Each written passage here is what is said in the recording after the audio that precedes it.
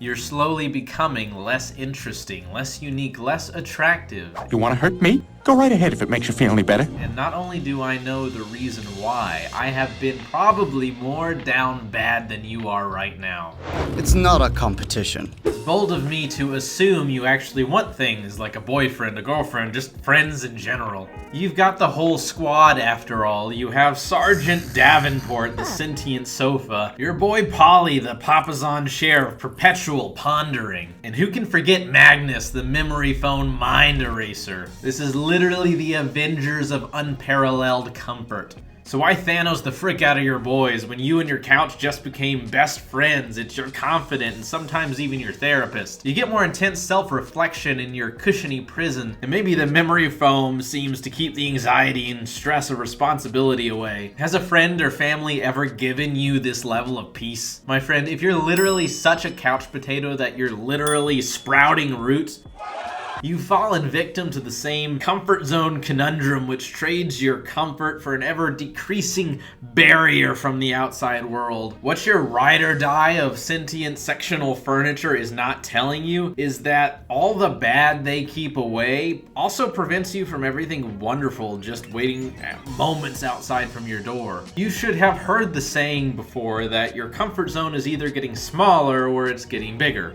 Yes, sometimes your comfort zone is holding you back, and I argue you should ask yourself, are you even comfortable at all? It is comfortable to stay home. It is comfortable to lay back and watch Netflix all day. It is comfortable to eat constantly and to not exercise. It's more comfortable to watch YouTube than to do homework. Kind of. Now this is the part where you recognize that abandoning your comfort zone is the answer, and now you can go work out, join a boxing gym, and start a band. Now this is the part where I tell you expand your comfort zone, don't leave it. See, your comfort zone matters. It's where you recharge, it's where you escape, it's where you plan and reflect on your choices and hopefully convene with those closest to you about their own lives. The problem is you rarely grow or improve as a person when your comfort zone is small. That's okay if you're fine with that, if you found all the pieces you want just to chill and enjoy your life.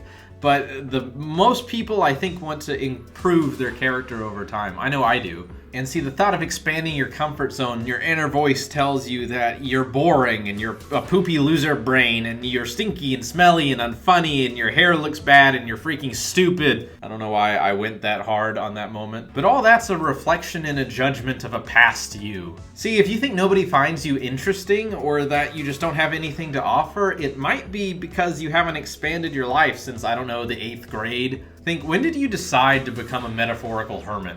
You've basically stopped evolving as a person since that point in time, and I'm pretty sure most of us sucked when we were all younger. I know I did. My mom must have hated me with how she made me dress. But see, I started to do something different. I made an effort to do little things with more people.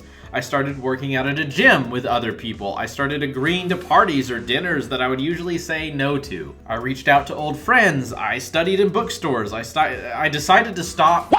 Oh no, bro. I decided to talk, not stalk, one person a day.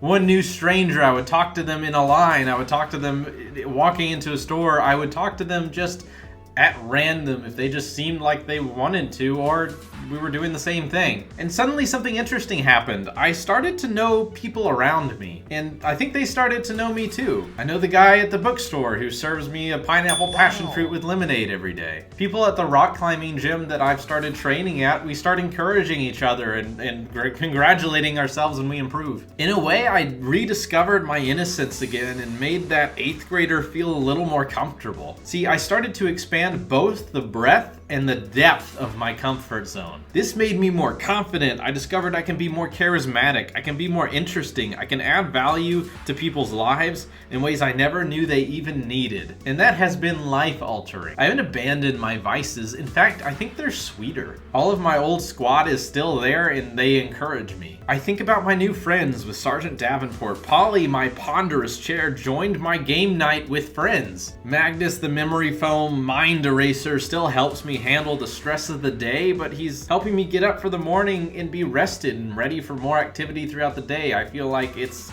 a support system. It was hard at first deciding to see family, make friends, call a person I haven't spoken to in ages. Making the effort to do one thing to expand my comfort zone a day has made my life a little more lively. Each minor step doesn't have to be big, it doesn't have to be huge or life-changing. Maybe your first step at expansion is leaving or responding to a comment on this video or another video. Putting yourself out there to have an exchange with another person who's probably looking for the same connection that you are is important. And yes, it is also important to enjoy your own company and feel comfortable at home, but it's equally crucial to maintain balance and engage with the outside world. Start small, be kind to yourself, and gradually rediscover the joys of human connection and new experiences.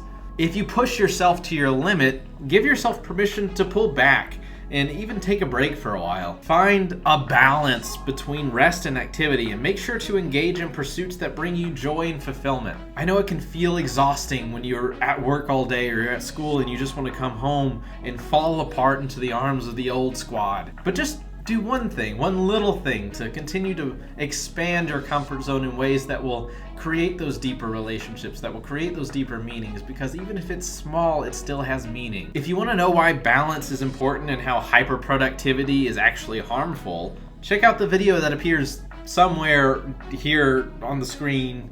Like, comment, subscribe, and I'd love to hear what you're doing to expand your comfort zone, and I want to tell you more about the ways I am. I'll see y'all later.